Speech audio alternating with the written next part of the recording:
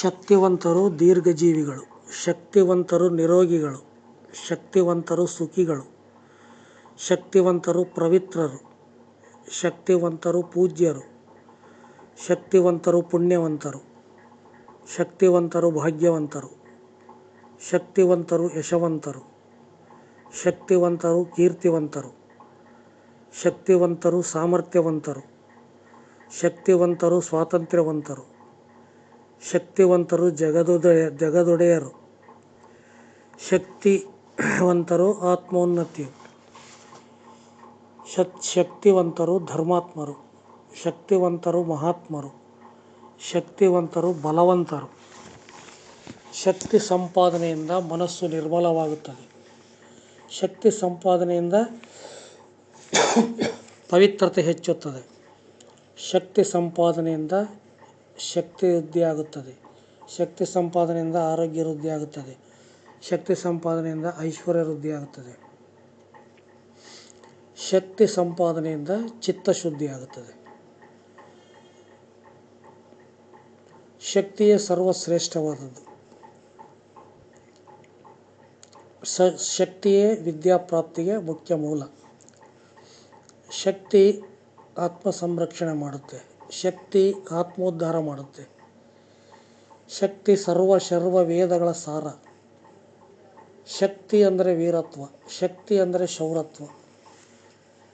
ಶಕ್ತಿ ತಾರುಣ್ಯದಲ್ಲಿ ಇಂದ್ರಿಯಗಳನ್ನು ನಿಗ್ರಹಿಸಿ, ಯಾರು ತಾರುಣ್ಯದಲ್ಲಿ ಇಂದ್ರಿಯಗಳನ್ನು ನಿಗ್ರಹಿಸುತ್ತಾರೋ ಅವರೇ ನಿಜವಾದ ವೀರರು, ನಿಜವಾದ ಶೂರರು, ಶಾಂತರು, ಪುಣ್ಯವಂತರು.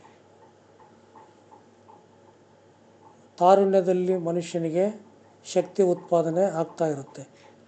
ಅಂತಹ ಸಮಯದಲ್ಲಿ ಇಂದ್ರಿಯಗಳನ್ನು ನಿಗ್ರಹಿಸಬೇಕು.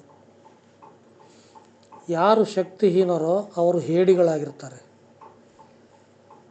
ಶಕ್ತಿಹೀನತೆಯಿಂದ ದಾರಿದ್ರ್ಯ ಬರುತ್ತದೆ. ಶಕ್ತಿಹೀನತೆಯಿಂದ ದುಷ್ಟರಾಗ್ತಾರೆ. ಶಕ್ತಿ ನಾಶದಿಂದ ಸರ್ವನಾಶ ಆಗುತ್ತೆ. ಶಕ್ತಿ ನಾಶದಿಂದ ಜೀವನನೇ ನರಕ ಆಗುತ್ತೆ. ಶಕ್ತಿಯೇ ಅಮೃತವು. ಶಕ್ತಿಯೇ ನಿಜವಾದ ಸಂಜೀವಿನಿ ವಿದ್ಯೆಯು. ಶಕ್ತಿ ಸಂರಕ್ಷಣೆ, ಶಕ್ತಿ ಪಾಲನೆ, ಇದೇ ಎಸ್ ಫಾರ್ಮುಲಾದ ರಹಸ್ಯ. ಶಕ್ತಿ ಸಂರಕ್ಷಣೆ, ಶಕ್ತಿ ಪಾಲನೆ, ಇದೇ ಶಕ್ತಿ ಸೂತ್ರ. ಧಾರ್ಮಿಕ ಸಾಮಾಜಿಕ ಪರಿವರ್ತನೆ ಶಕ್ತಿವಂತರಿಂದ ಮಾತ್ರ ಸಾಧ್ಯ. ಶಕ್ತಿವಂತರು ಧರ್ಮ ಸಂಸ್ಥಾಪನೆ ಮಾಡುತ್ತಾರೆ. ಪ್ರತಿಯೊಂದು ವಸ್ತುವಿನಲ್ಲೂ ಕೂಡ ಶಕ್ತಿ ಇದೆ. ಸರ್ವಶಾಸ್ತ್ರಗಳ ಸಿದ್ಧಾಂತನೇ ಶಕ್ತಿ. ನೀನು 48 ವರ್ಷಗಳ ಕಾಲ ಶಕ್ತಿ ಸೂತ್ರದಲ್ಲಿ ಹೇಳಿರ್ತಕ್ಕಂಥ ವಿಚಾರಗಳನ್ನು, ಆಚರಣೆಗಳನ್ನು, ವ್ರತಗಳನ್ನು ಪಾಲನೆ ಮಾಡಬೇಕು.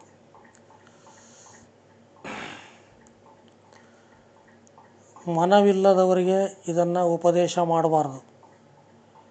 ಶಕ್ತಿ ನಾಶವೇ ಮರಣವು, ಶಕ್ತಿ ರಕ್ಷಣೆಯೇ ಜೀವನವು. ನೀನು ಶಕ್ತಿ ಸೂತ್ರವನ್ನು ಕೇವಲ 25 ವರ್ಷ ಕಠಿಣವಾಗಿ ಮಾಡಬೇಕು. ಆಮೇಲೆ ನಿಮಗೆ ಯಾವುದೇ ತರಹದ ನಿಯಮಗಳಿಲ್ಲ. ನೀವು ಕೆಟ್ಟದ್ದನ್ನು ನೋಡಬಾರ್ದು, ಕೆಟ್ಟದ್ದನ್ನು ಕೇಳಬಾರ್ದು, ಕೆಟ್ಟದ್ದನ್ನು ಮಾತಾಡಬಾರ್ದು. ಕೆಟ್ಟದ್ದು ಅಂದರೆ ಯಾವುದು ಅಂದರೆ ಕಾಮುಕ ಭಾವನೆ ಮತ್ತು ಕಾಮುಕ ಕಲ್ಪನೆ. ಇವೇ ನಮ್ಮ ಜಗತ್ತಿನಲ್ಲಿ ಮಾನವರಿಗೆ ಅತ್ಯಂತ ದೊಡ್ಡ ಶತ್ರುಗಳು. ಶಕ್ತಿ ಸೂತ್ರ ನೀವು ಪಾಲನೆ ಮಾಡಿದರೆ ನೀವು ಇಂದ್ರಿಯಗಳಿಗೆ ನಿಗ್ರಹ ಮಾಡುವ ತರಬೇತಿಯನ್ನು ಕೊಡ್ತೀರಾ. ಇದರಿಂದ ಶಕ್ತಿ ಹೆಚ್ಚಾಗುತ್ತದೆ. ಇಂದ್ರಿಯ ನಿಗ್ರಹದಿಂದ ಶಕ್ತಿ ಹೆಚ್ಚಾಗುತ್ತದೆ. ಶಕ್ತಿಯು ಆರೋಗ್ಯದ ಆಲಯದ ಮುಖ್ಯ ತಳಹದಿ. ಆರೋಗ್ಯ ಮತ್ತು ಐಶ್ವರ್ಯದ ಗುಟ್ಟು ಶಕ್ತಿ.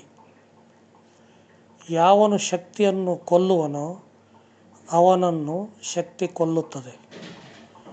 ಯಾವನು ಶಕ್ತಿಯನ್ನು ರಕ್ಷಿಸುವನೋ ಅವನನ್ನು ಶಕ್ತಿ ರಕ್ಷಿಸುತ್ತದೆ.